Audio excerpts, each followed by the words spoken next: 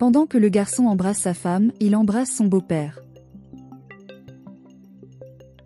La jeune fille dit au revoir à son mari. Et le père et le mari disent au revoir à la fille. Et les deux s'embrassent à nouveau. Il renverse un vase.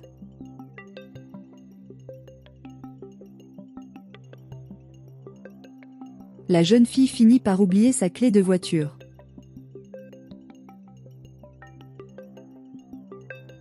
Elle retourne le chercher. Les deux continuent de s'embrasser. La jeune fille ouvre la porte. En entrant, elle pose des questions sur le vase posé par terre. Papa dit que c'est juste un vase. Le mari dit que tout en achète un autre. Elle voit une chemise par terre et demande si elle appartient à son père. Et il dit oui, et il a dû tomber en prenant des vêtements à laver. Et la fille dit qu'elle la porte à la machine à laver. Le père le remercie.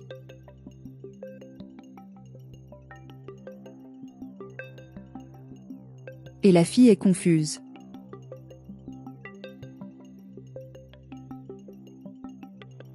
La fille crie pour son père en disant qu'elle n'a pas de vêtements à laver.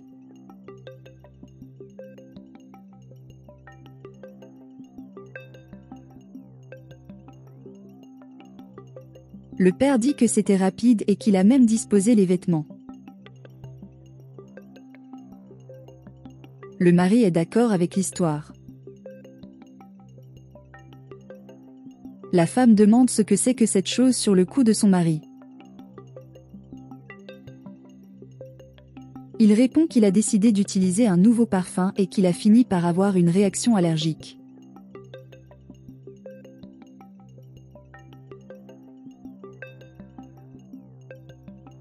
La jeune fille dit que son mari n'a jamais eu d'allergie. Le père demande pourquoi sa fille est comme ça. La fille dit qu'elle ferait mieux d'aller travailler.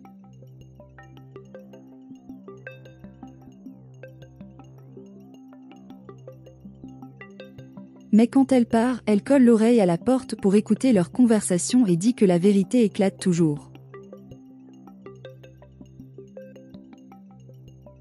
La jeune fille simule un test de grossesse.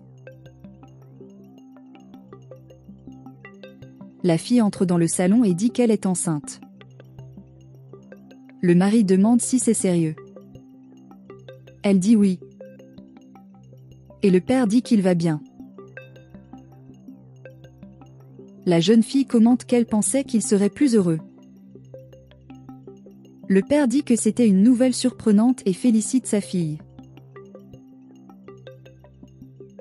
Le mari dit que c'est une excellente nouvelle. La fille dit qu'elle le dira à ses amis.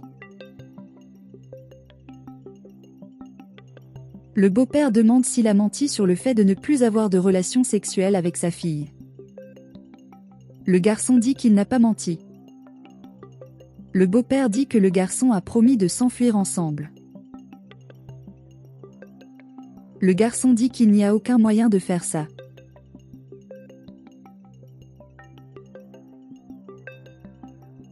La fille dit qu'il devrait dîner pour fêter ça. La jeune fille dit qu'elle attend quelqu'un qui compte pour elle. Le mari se demande qui est plus important que lui. Et le père se demande qui est plus que lui.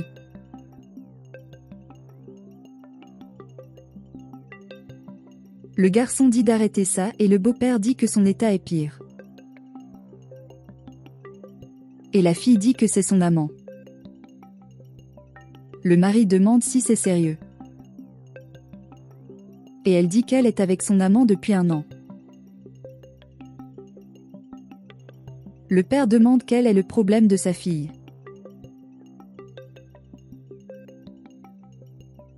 Et la jeune fille dit que l'enfant qu'elle attend n'est pas celui de son mari mais celui de son amant.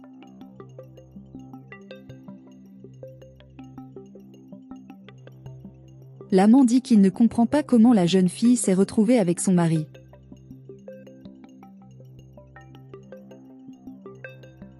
Le garçon rit de tout et dit qu'il a quelque chose à dire.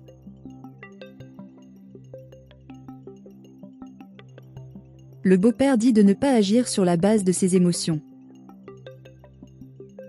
Et le garçon dit qu'il va le dire. La jeune fille demande ce qu'elle a à dire. Le garçon dit qu'il a un amant et elle n'a aucune idée de qui ce serait et c'est bien pire qu'elle ne le pense.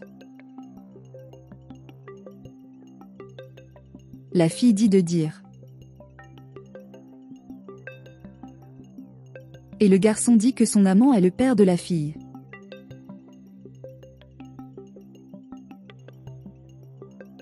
Elle répond qu'elle n'est pas surprise. Le mari se demande pourquoi. La jeune fille dit qu'elle n'est pas surprise et qu'elle sait tout.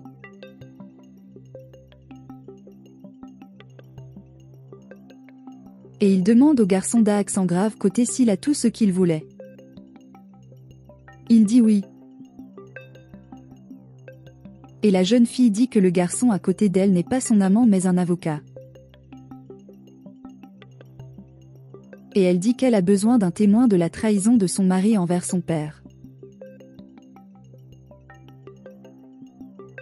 Le mari rit et dit qu'il a inventé tout ça juste pour lui faire du mal parce que personne ne voudrait être trompé. Et le père de la jeune fille commente que tout était une invention de son gendre. La jeune fille dit qu'elle a tout découvert et qu'elle a fait ce plan il y a longtemps.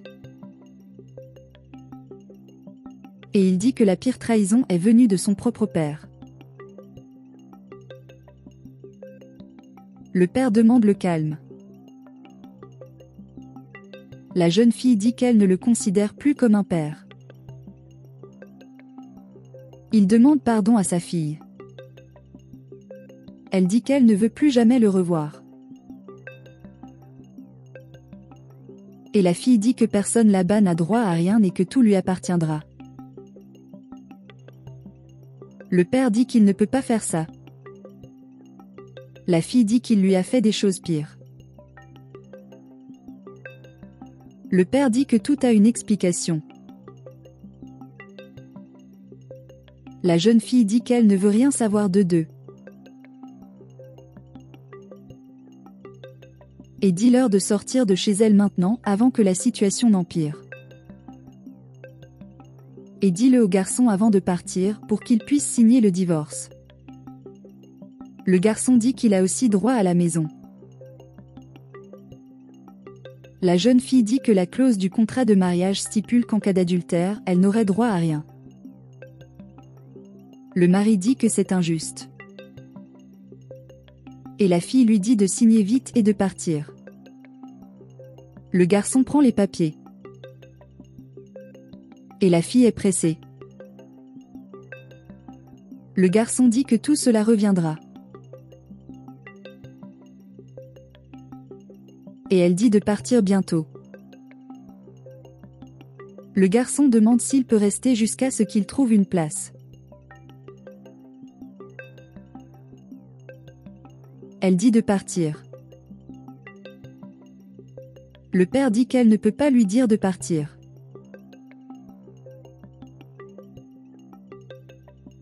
La fille dit que ce n'est pas son problème. Le père dit qu'il fait partie de la famille. La fille dit d'oublier ce mot, car il ne sait pas ce que c'est. Et dit à ton père de partir maintenant. L'avocat affirme qu'il a déjà fait sa part. La fille demande si elle aimerait manger quelque chose avec elle. Il dit que ce serait un honneur.